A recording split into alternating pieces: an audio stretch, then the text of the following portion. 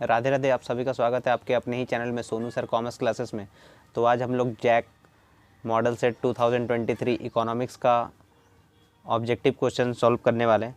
तो चलिए आज इकोनॉमिक्स का ऑब्जेक्टिव क्वेश्चन सॉल्व करते हैं। तो चलिए आगे बढ़ते हैं हम लोग वीडियो में। तो देखिए क्वेश्चन नंबर जो 1 है आपका, तो क्वेश्चन नंबर 1 में आपको लिखा हुआ है कि अर्थव्यवस्था की किस समस्या का संबंध उत्पादन की तकनीक के चयन से है। उत्पादन के तकनीक के चयन से है, ठीक है ना। तो इसमें लिखा गया which problem of an economy is related to the choice of technology of production. Technology of production, क्या उत्पादन करे, कितनी मात्रा में उत्पादन करे, कैसे उत्पादन करे और किसके लिए उत्पादन करे। तो ये हाउ टू प्रोड्यूस हो जाएगा, यानी कैसे उत्पादन करे, ठीक है ना, क्योंकि टेक्नोलॉजी का बोला गया है। तो कैसे उत्पादन करे, तो ये ऑप्शन सी हो जाएगा, ठीक है ना।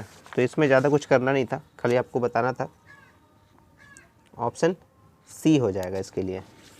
तो क्वेश्चन नंबर 1। अब देखिए क्वेश्चन नंबर 2 जो है वो क्या दिया गया है।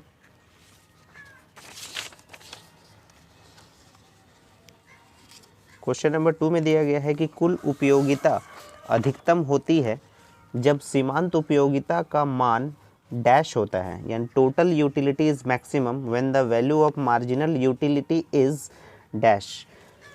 तो इसको हम लोग एग्जाम्पल से समझेंगे। तो देखिए एग्जाम्पल आपको समझाते हैं क्या है। तो क्वेश्चन नंबर 2 समझने के लिए आप समझ लीजिए कि क्या बता रहे हैं आपको। रोटी की इकाइयाँ, सीमांत उपयोगिता यानी जिसको हम लोग बोलते हैं मार्जिनल यूटिलिटी, यानी ये MU है, और कुल उपयोगिता मतलब टोटल यूटिलिटी जिसको हम लोग TU बोल रहे हैं। बहुत ही इम्पॉर्टेंट है, एग्जाम्पल समझिएगा इसका, ठीक है। उम्मीद है आपको समझ में आएगा। तो अगर हम भूख लगती है हमें ज़ोर से, और अगर आप पहला रोटी खाते हैं तो आपको पहला संतुष्टि मिलती है, ठीक है। तो वो संतुष्टि को दिया गया है 16। दूसरा रोटी खाते हैं तो उससे थोड़ा कम यानी 12। तीसरी रोटी खाने पे आपको और थोड़ा कम संतुष्टि का अनुभव होती है। चौथा रोटी खाने पे और उससे कम, और पांचवा रोटी खाते हैं तो आप तृप्त हो जाते हैं। और जैसे आप छठा रोटी खाते हैं तो हो सकता है कि आपको उल्टी हो जाए, ठीक है, या आप खा ना पाएँ। तो इसमें देखिए कि सीमांत उपयोगिता और कुल उपयोगिता में, जैसे सीमांत उपयोगिता अगर 16 है तो कुल उपयोगिता भी 16 है। सीमांत उपयोगिता 12 है तो ये प्लस हो गया, यानी ये बढ़ते जाएगा 28। तो इस टाइप से देखिए, अगर इसमें पूछा गया था कि अगर आपका टोटल यूटिलिटी अगर ज़्यादा होगा, तो टोटल यूटिलिटी अगर आपका ज़्यादा होगा तो मार्जिनल यूटिलिटी क्या होगा, 0 होगा, ठीक है। तो इसीलिए आपका ऑप्शन क्या हो जाएगा, 0। तो देखिए यहाँ समझते हैं। तो जब तक आपकी सीमांत उपयोगिता धनात्मक है, यानी जब तक आपका पॉजिटिव बता रहा सीमांत उपयोगिता, तब तक कुल उपयोगिता बढ़ती है, यानी तब तक आपका कुल उपयोगिता क्या हो रहा था, बढ़ रहा था। जब आपकी सीमांत उपयोगिता 0 हो जाती है तब कुल उपयोगिता अधिकतम होती है, यानी कुल उपयोगिता क्या हो जाती है, अधिकतम हो जाती है। यानी कुल उपयोगिता क्या हो रही थी, अधिकतम हो जा रही थी। और जब सीमांत उपयोगिता ऋणात्मक होती है तब कुल उपयोगिता घटने लगती है, यानी कुल उपयोगिता क्या होती है, घटने लगती है। तो ये इसलिए आपको यहाँ पर बताया गया है। तो ये एग्जाम्पल आपको समझ में आया होगा। ग्राफ से अच्छा है कि आप इससे समझ सकते हैं। तो इसीलिए आपका ऑप्शन जो है वो, जैसे यहाँ पर 0 था, तो इसीलिए क्वेश्चन नंबर 2 का ऑप्शन ए हो जाएगा। समझ में आ गया।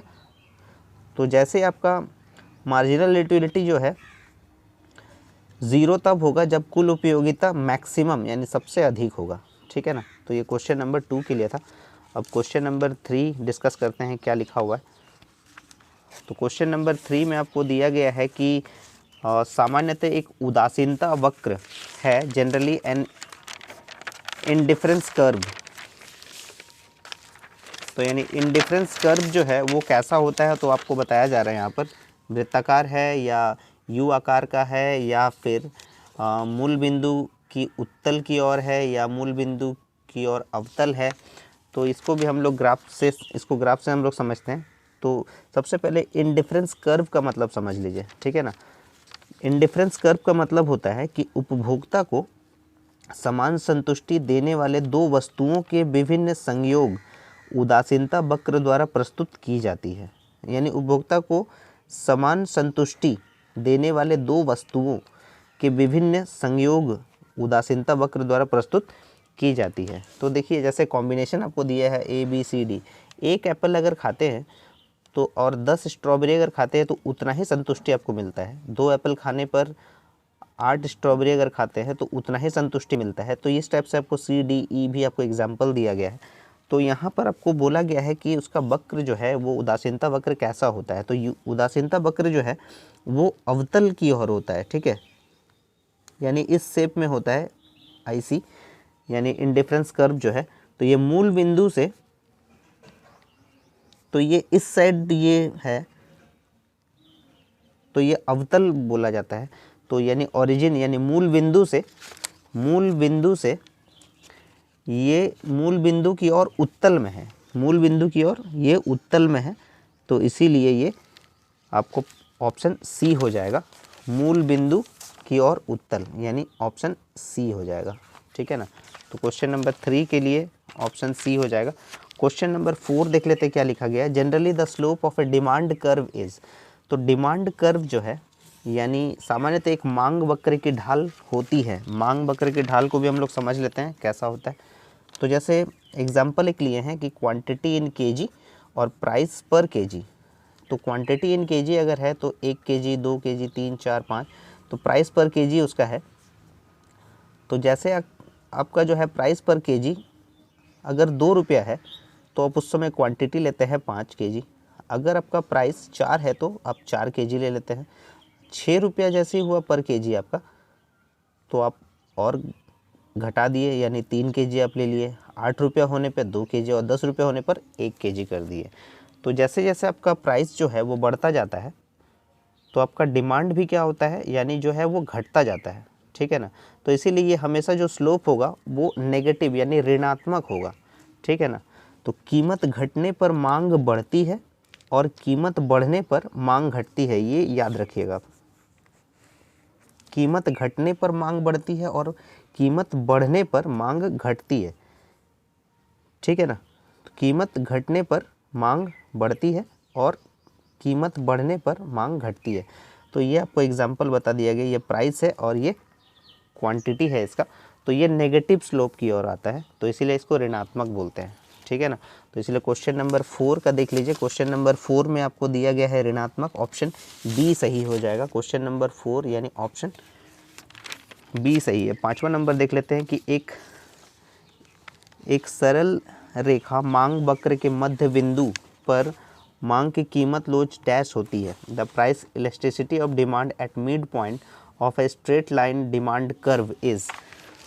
तो पहले मांग की लोच से ये सवाल है, मांग की लोच। तो मांग की लोच का मतलब पहले समझ लीजिए, एग्जाम्पल से समझते हैं। यदि मोबाइल फ़ोन की कीमत गिर जाए तो उसके मांग में अत्यधिक वृद्धि हो जाएगी, ठीक है।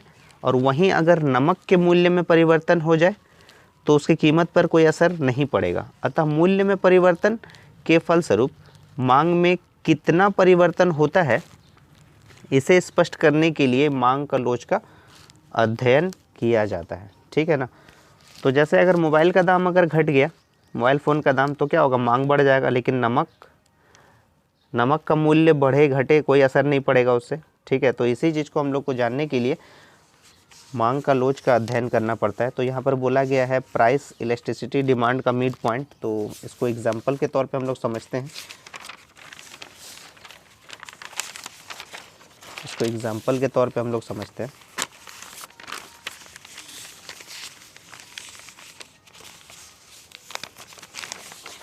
तो जैसे ये एक्स एक्सिस है और ये है वाई एक्सिस, ठीक है। एक्स एक्सिस है और ये वाई एक्सिस है। तो ये आपको एक्स एक्सिस में और वाई एक्सिस में आपको यहाँ पर दिया हुआ है प्राइस और ये आपका डिमांड है, ठीक है। तो जैसे बोला गया है कि मध्य बिंदु यानी इलास्टिसिटी ऑफ डिमांड जो होगा यहाँ पर मध्य बिंदु में ये एक इकाई के बराबर होती है, ठीक है। यानी इलास्टिसिटी ऑफ डिमांड जो है वो इकाई लोचदार मांग होगी, यानी इसके जो मध्य बिंदु होगी वो 1 होगी। अगर आप इससे नीचे आते हैं तो इलास्टिसिटी ऑफ डिमांड जो है इलास्टिसिटी ऑफ डिमांड जो है वो 1 से कम होगा, और इससे अगर नीचे जाते हैं तो इलास्टिसिटी ऑफ डिमांड जो है वो 0 हो जाएगा, और अगर 1 से अगर ऊपर जाते हैं तो ये इलास्टिसिटी ऑफ डिमांड जो है वो 1 से अधिक हो जाएगा, और उससे अगर ऊपर जाते हैं तो इलास्टिसिटी ऑफ डिमांड जो है वो अनंत हो जाएगा। ठीक है ना। तो ये आपको मिड पॉइंट पूछा था, तो देख लीजिए क्वेश्चन नंबर 5 में क्या एक का ऑप्शन है, तो हाँ क्वेश्चन नंबर 5 का बी हो जाएगा।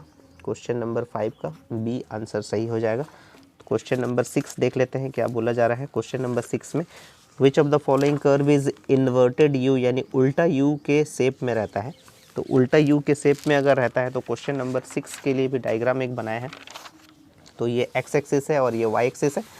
तो ये जो पहला ऑप्शन है इसको डिस्कस कर रहे हैं कि उल्टा यू होते हैं कि नहीं। औसत आकार, औसत स्थिर लागत जो होती है वो रेक्टेंगुलर हाइपरबोला होता है, यानी उसका शेप जो है वो इस टाइप से होता है इसका शेप। ठीक है ना। और जो बी और सी है यानी औसत परिवर्ती लागत और सीमांत जो लागत है उसका शेप यू आकार में होता है। ठीक है, यू आकार में दोनों का। और जो एवरेज प्रोडक्ट है इसका जो शेप है वो उल्टा यू आकार में होता है। ठीक है, तो इसको इन्वर्टेड यू शेप बोलते हैं। ठीक है, तो ये क्वेश्चन नंबर 6 का डी हो जाएगा आंसर। क्वेश्चन नंबर 6 का हो जाएगा डी ऑप्शन सही है। ठीक है, समझ में आ रहा है। क्वेश्चन नंबर 6 के बाद देख लेते हैं क्वेश्चन नंबर 7। क्वेश्चन नंबर 7 जो है बहुत इंपॉर्टेंट सवाल है। क्वेश्चन नंबर 7 में पूछा गया है कि the measurement of return to scale in production function Q equals to AL alpha K beta is. तो ये उत्पादन फलन दिया गया है। पैमाने का प्रतिफल का माप क्या है। तो पैमाने का प्रतिफल का जो माप होता है वो होता है अल्फ़ा प्लस बीटा होता है। ठीक है, तो यानी Q equals to AL alpha K beta. तो ये कॉप डगलस प्रोडक्शन फंक्शन है ये।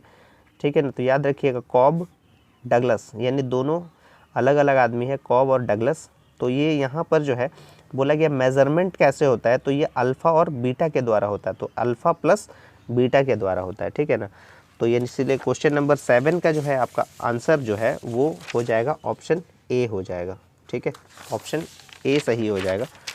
तो उसके बाद जो है हम लोग देख लेते हैं इसमें, अगर जैसे अल्फ़ा प्लस बीटा अगर वो लेस देन 1 अगर होता है तो घटते पैमाने का प्रतिफल है। अल्फ़ा प्लस बीटा अगर इक्वल्स टू 1 अगर होता है तो स्थिर पैमाने का प्रतिफल है, और अल्फ़ा प्लस बीटा अगर ग्रेटर देन 1 है तो बढ़ते पैमाने का प्रतिफल है। बस ये याद रखिएगा। ठीक है ना, तो अल्फ़ा प्लस बीटा से इसको मेज़रमेंट किया जाता है। ठीक है, क्वेश्चन नंबर 7 का ए। क्वेश्चन नंबर 7 के बाद 8 देख लेते हैं। तो when marginal cost is less than the average cost is. तो याद रखिएगा क्वेश्चन नंबर जो 8 है, तो अगर मार्जिनल कॉस्ट अगर घटता है तो आपका एवरेज कॉस्ट भी क्या होगा, वो घटेगा। ठीक है, बस ये याद रखिएगा, मार्जिनल कॉस्ट अगर घटेगा तो आपका एवरेज कॉस्ट भी क्या होगा, वो घटते जाएगा। तो इसीलिए 8 का ऑप्शन ए सही हो जाएगा। Which cost does not change with the change in output. उत्पादन की मात्रा में परिवर्तन करने पर किस लागत में परिवर्तन नहीं होती है। किस लागत में परिवर्तन नहीं होती है, तो अगर आउटपुट अगर यानी उत्पादन में अगर चेंजेस होता है तो टोटल फिक्स्ड कॉस्ट में कभी कोई चेंजेस नहीं होता, क्योंकि total fixed cost remain unchanged. ठीक है, कभी वो चेंज नहीं होता है चाहे प्रोडक्शन बढ़े या घटे। तो इसीलिए ऑप्शन डी सही हो जाएगा। क्वेश्चन नंबर 9 का ऑप्शन डी सही है। क्वेश्चन नंबर 10 में देख लीजिए क्या है कि in which of the following market structure a firm is price taker. ठीक है, तो क्वेश्चन नंबर 8 के लिए भी यहाँ पर बताए थे आपको। यहाँ पर क्वेश्चन नंबर 8 तो हम लोग डिस्कस कर चुके हैं। मार्जिनल बताया था आपको, याद रखिएगा 3 पॉइंट है इसका भी। तो मार्जिनल कॉस्ट अगर बढ़ता है तो आपका एवरेज कॉस्ट भी क्या होगा, वो बढ़ेगा।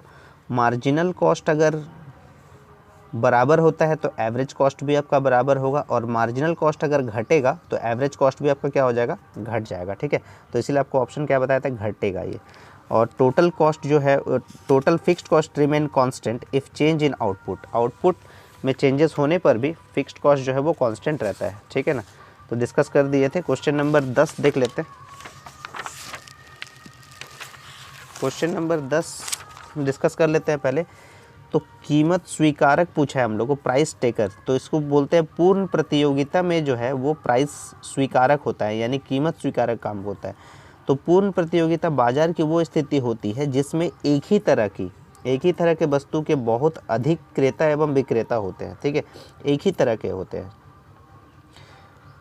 और इसमें अगर पूछ देता कि प्राइस मेकर कौन होता है, यानी कीमत निर्धारक कौन होता है, वो होता है एकाधिकार, यानी मोनोपोली। एकाधिकार, एक प्लस अधिकार, मतलब बाजार की वो स्थिति जब बाजार में वस्तु का केवल एकमात्र विक्रेता है और वो एक अद्वितीय यानी यूनिक उत्पाद बाजार में विक्रय करता है, जैसे झारखंड राज्य विद्युत बोर्ड या भारतीय रेल या भारतीय डाक। तो इसमें क्वेश्चन नंबर 10 में आपको पूछा गया है कि which of the following market इस फॉर्म इज प्राइस टेकर। तो प्राइस टेकर आपको बता दिया, प्राइस टेकर क्या हो जाएगा, पूर्ण प्रतियोगिता में हो जाएगा। तो क्वेश्चन नंबर 10 में क्वेश्चन नंबर 10 का ऑप्शन सी सही हो जाएगा, ये ऑप्शन सी सही है, ठीक है, क्वेश्चन नंबर 10 के लिए। तो क्वेश्चन नंबर 11 में देख लेते हैं क्या लिखा हुआ है। क्वेश्चन नंबर 11 जो है, क्वेश्चन नंबर 11 में दिया गया है कि which of the following option is correct for equilibrium of a firm in perfect competition. तो ऑप्शन आपको दिया गया है M R equals to M C. हाँ बिल्कुल, M R equals to M C ही होता है। तो इसको अगर हम सॉल्व करते हैं तो M R equals to M C होता है। दूसरा ऑप्शन है कि M R minus M C equals to zero. हाँ बिल्कुल, एम आर ये प्लस में है, इसको अगर इधर लेके आते हैं तो इक्वल्स टू ये जीरो हो जाएगा। तीसरा ऑप्शन है कि हाँ इसको इक्वल्स टू में है तो डिवाइड में भी लिख सकते हैं, M R by M C equals to 1 होता है। हाँ तो ये तीनों ऑप्शन सही है, तो इसलिए ऑप्शन डी सही हो जाएगा, ठीक है। तो 11 का डी ऑप्शन सही है, ठीक है ना। तो उम्मीद है आपको क्वेश्चन के सारे आंसर्स जो है वो क्लियर हो रहे होंगे, सारे आपका डाउट्स क्लियर हो रहे होंगे। अब देखते हैं क्वेश्चन नंबर 12।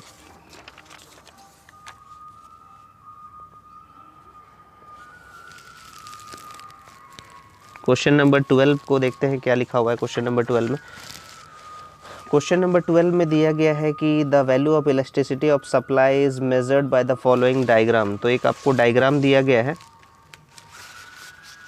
12 के लिए। तो क्वेश्चन नंबर 12 का अगर हम लोग देखते हैं, अगर उसको सॉल्व करते हैं तो आपको डायग्राम ऐसा दिया गया है।